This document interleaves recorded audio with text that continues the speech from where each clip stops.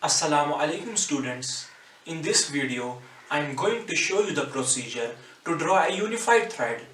Before I will show you the procedure to draw a unified thread, let me again remind you about the two things which I am going to take into consideration. First is the height of this thread, which is always equal to 0.86p.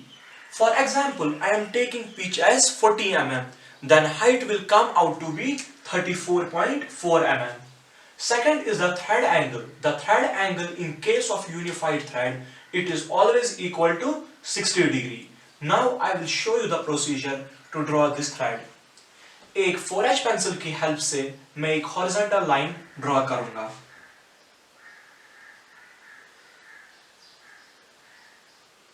ये मैंने 4H pencil से एक horizontal line डाली.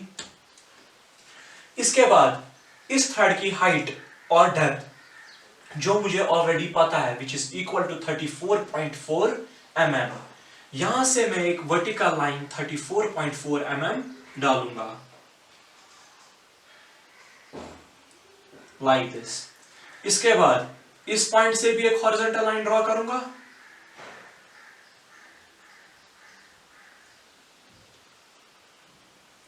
Now I am going to mark the pitch distances.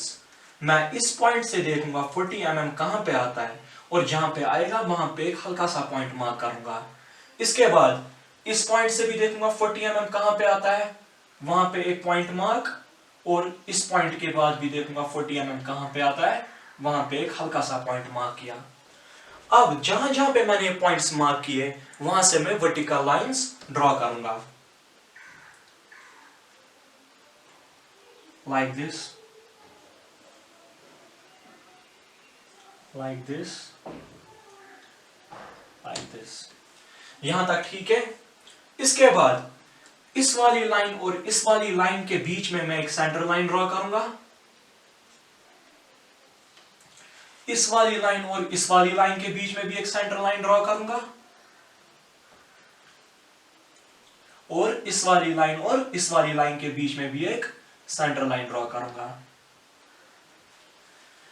इसके बाद ये वाला point और ये वाला पॉइंट मैं 4H पेंसिल की ही हेल्प से ज्वाइन करूंगा. इसके बाद ये वाला पॉइंट और ये वाला पॉइंट भी ज्वाइन करूंगा. ऐसे ही ये बाकी के पॉइंट्स भी मैं ज्वाइन करूंगा.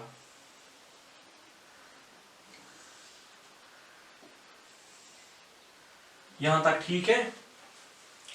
इसके बाद ऊपर से मैं कुछ डिस्टेंस नीचे उतरूंगा और यहां से मैं एक हॉरिजॉन्टल लाइन ड्रॉ करूंगा. That distance must be equal to h/8, where h is the height of the thread.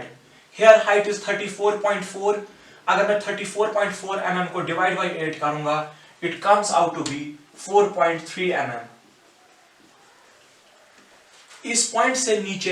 इस पॉइंट से मैं 4.3 mm नीचे उतरूंगा और वहां से एक हॉरिजॉन्टल लाइन ड्रॉ करूंगा ऐसे. इसके बाद इस वाले पॉइंट से भी मैं कुछ डिस्टेंस ऊपर जाऊंगा और वहां से भी एक हॉरिजॉन्टल लाइन ड्रॉ करूंगा. That distance must be equal to h/6, where again h is the height of the thread. अगर मैं 34.4 mm को डिवाइड बाई 6 करूंगा, it comes out to be 5.733 mm. यहां से मैं 5.73 mm ऊपर जाऊंगा और वहां से एक हॉरिजॉन्टल लाइन ड्रॉ करूंगा. इसके बाद अब मैं एक H पेंसिल यूज करूंगा. जो इस थ्रेड का क्रस्ट होता है इट इज ट्रेपेजॉइडल. इसका क्रस्ट मैं H पेंसिल से ड्रॉ करूंगा ठीक. और जो इसका रूट होता है इट इज राउंडेड. मैं आपको यहां पे अलग से दिखाता हूं ये आर्क यहां पे कैसे बनानी है. For example I am taking this part. ये कुछ ऐसे, यहां पे बीच में सेंटर लाइन है, यहां से ऐसे लाइन है. मैं एक कंपास लूंगा. कंपास का रेडियस में इतना लूंगा यहां से लेके यहां तक, दैट इज 5.733. इस वाले पॉइंट से मैं ऊपर 5.733 mm जाऊंगा. यहां पे मैं कंपास का सेंटर पॉइंट रखूंगा और एक आर्क ड्रॉ करूंगा। कंपास का रेडियस होना चाहिए 5.733। ऐसे ऐसे ही यहां पे आर्क्स ड्रॉ करूंगा, यहां पे भी।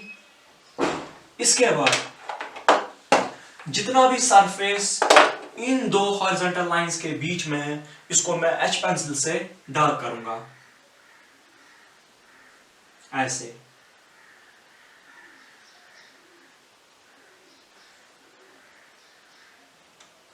ऐसे।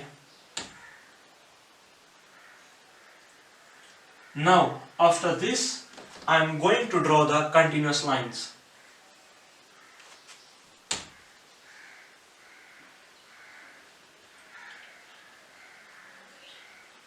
ये मेरा यूनिफाइड थ्रेड है, यूनिफाइड थ्रेड, बट अभी ये इनकम्प्लीट है। अभी इसमें मुझे हैचिंग भी करनी है और इसके डायमेंशंस भी दिखाने हैं। सबसे पहले मैं इसकी हैचिंग करूंगा रोलिंग स्केल से या ड्राफ्टर से। These lines must be drawn at an angle of 45 degree और ये लाइंस इक्विडिस्टेंट होनी चाहिए।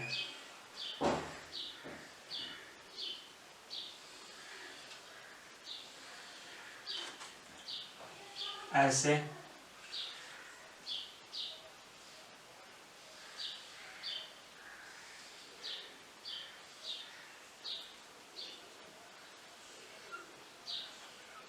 ये इस थ्रेड की हैचिंग भी हुई। अब मुझे इस थ्रेड के डायमेंशंस दिखाने हैं। इस पॉइंट से लेके इस पॉइंट तक जो डिस्टेंस है, it is called as pitch distance. Pitch मेरा 40 है, that means this distance is 40 mm लिखने की जरूरत नहीं है क्योंकि हमें पता है ड्राइंग में जितने भी हम डायमेंशंस लेते हैं they are measured in mm। इसके बाद इस थ्रेड की हाइट यहां से लेके यहां तक नहीं। इस थ्रेड की height 0.86p, that is 34.4 mm। Again mm लिखने की जरूरत नहीं है। इसके बाद ये वाली डिस्टेंस यहां से यहां तक h/8, दैट इज 4.3 mm। इसके बाद ये यहां से लेके यहां तक जो डिस्टेंस है h/6, दैट इज 5.733 mm। यहां तक ठीक है। इस थ्रेड का thread angle it is 60 degree. This was our unified thread.